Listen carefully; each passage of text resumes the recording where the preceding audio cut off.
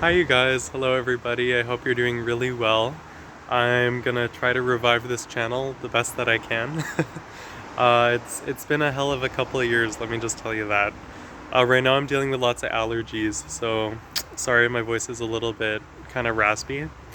I know it's kind of ironic, I'm super into gardening, but I have like the worst allergies of anyone I know. I just wanted to get you guys on this garden plot here.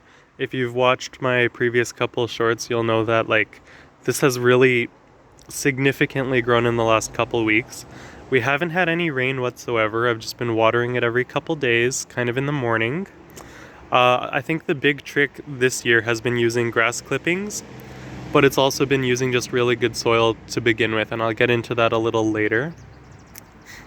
One thing that I was a little concerned about was on my zucchini plants this year, I'm only getting female flowers. So yes, it's exciting to see that fruit set, but I have a bunch of bees that visit around here and I'm not getting adequate pollination on this variety because it's not a self-fertile variety. But I'm getting these beautiful ovary swellings, this beginning of what is going to be a beautiful zucchini, so nevertheless it's quite exciting. I planted two plants beside each other. Wonderful companion plants. I don't recommend more than two in a container because they radially spread out quite a bit. If you're wondering what this here is just chicken manure. So it's basically a granular, slow-release chicken manure, and I've been using that on all of my plants. And I find that it helps. It's a very low constitution, doesn't burn the plants, and they just become extra vigorous. They basically slow release with every watering, which is really nice too. New addition here, so I've been growing cabbage. This particular cabbage is called Ruby Perfection. I've grown this before, but last time I didn't get any success, mainly because I had a really bad problem with cabbage whites, which are like kind of cabbage loopery type, like the white butterflies that you get kind of in the middle of the summer. But this year I haven't had any issues with that. I've had a few issues with snails. I don't know if you can tell my allergies are like so bad right now, but I'm gonna try to push through this. I've been mulching with straw once a week just because lots of brassica crops like for their roots to be cold. It helps you mitigate a thing called buttoning. So I'll just bring you over to my broccoli here. So broccoli has a couple problems if it gets too warm, especially if the soil gets too warm. It can button, which means you'll get a small head, which I'm concerned this one might start doing.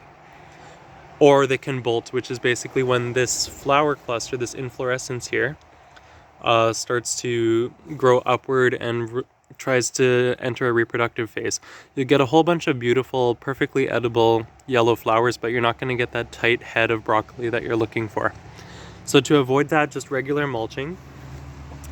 I've also been mulching with coffee grounds. I find that my brassicaceous crops, so my collards, my broccolis, my cabbages, cauliflowers, really benefit from the addition of coffee grounds in the morning. I've just noticed that this year. So this over here is this is a yellow Cherokee wax bean. It's supposed to be a bush type, but I don't know if you guys can see here, it's behaving more like a pole bean, so I'm wondering if I got the wrong type of seed. But it's got some nice even vegetative growth. I'm not seeing any premature blooming, which is nice. Usually this time of the year I'll get a little bit of a deficiency, which I think is probably magnesium deficiency, but I haven't seen it this year, so fingers crossed. I've been growing a lot of potatoes. It's one of my favorite things to do is grow potatoes in these bins. One thing that I learned along the way is it really pays off to have an opaque bin that the sun can't go through, for the reason that you get a lot less algae and it kind of solarizes the soil a little bit. It incubates the heat in here and then it almost acts like a compost bin, which is good. You want warm soil for your potatoes. It's getting to be time to mound these. I've been basically treating this like a compost. I use seed potatoes, by the way. These are Yukon Gold and I think yellow something. I can't remember the other variety off the top of my head. And I think I have red Pontiac potatoes here too. But basically you keep mounding out with straw, eggshells. I have some garlic husks. I found garlic to be really good actually because it's also a pest deterrent. It seems to get the slugs out of here. But you'll know that it's time to mound up your potatoes when they start getting this thick ridge. I don't know if you can see this ridge here. Yeah, so I'm gonna have to mound these, and they're actually turning a little bit red. I don't know if you can see here, that's just because of excess sun exposure. So it might be a little too bright for them here. But if you plant your potatoes right at the bottom and get a deep container, of course, and then you keep mounding every week or so, a little bit more, you're gonna get potatoes at each one of these nodes, rather than just potatoes in one section of the plant.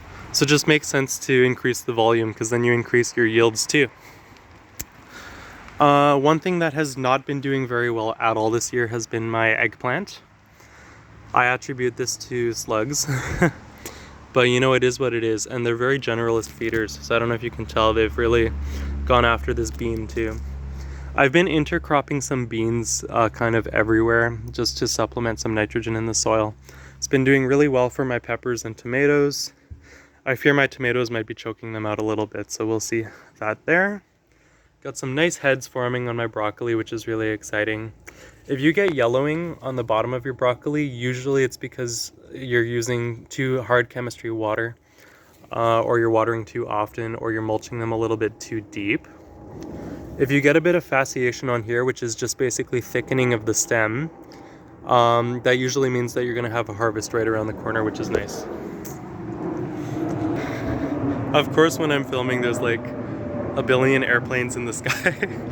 I mean, what can you do though, right? People got to get places. But this has been so exciting. This here is my Big Mama Kabocha squash, or sorry, Sweet Mama Kabocha squash. One consideration with these guys is some kabocha squashes are more vining type than clumping, and other ones are more clumping, or are more, sorry, some of them are more viney and some of them are more moundy, kind of clumpy. This one's kind of in between. I've been finding this enjoyable to grow because it's relatively compact. I don't know if you can see, I'm getting early fruit set. Kabocha squashes, generally speaking, are later season. You're gonna see this in September, October. You wait for the foliage to die down, and then you know, harvest later on. I'm just wondering, because I was looking into this variety, and I think they get really heavy, so I'm kind of, you know, I'm currently balancing all my pots so that this guy doesn't eat all my plants, right?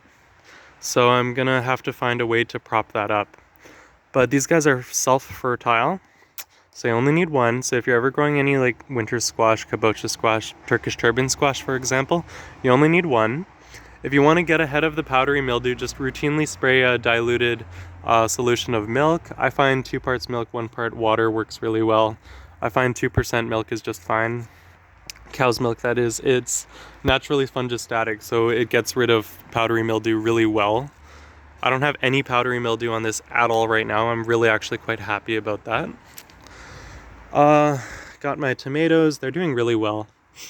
I haven't really been doing much pruning, like side shoot pruning on my tomatoes, just because this is a more compact, more beefsteak type variety.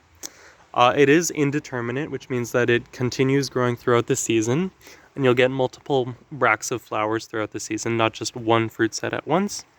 So if you're into buying and growing tomatoes, if you want more of a patio tomato that'll have all of its fruit at once and stay relatively short, pick a determinate variety.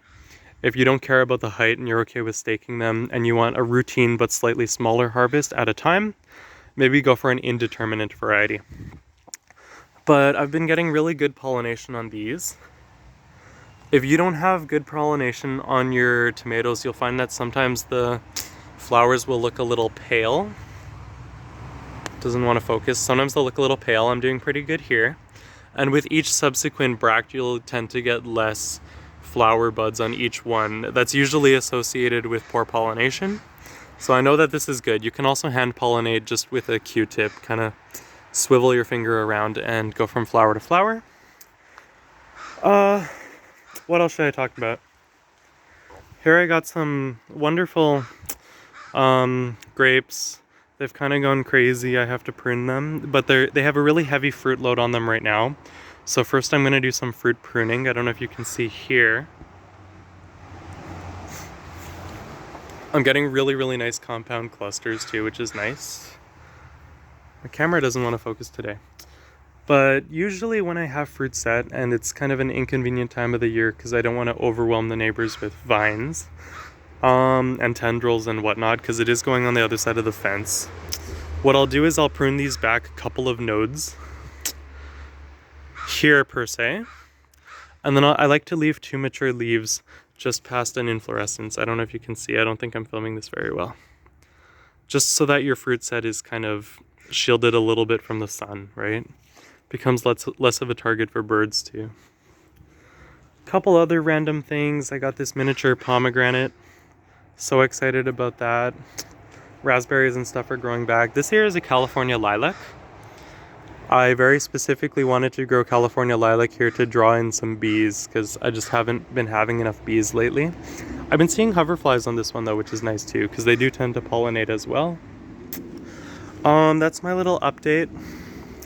Really quite happy with how everything's turning out.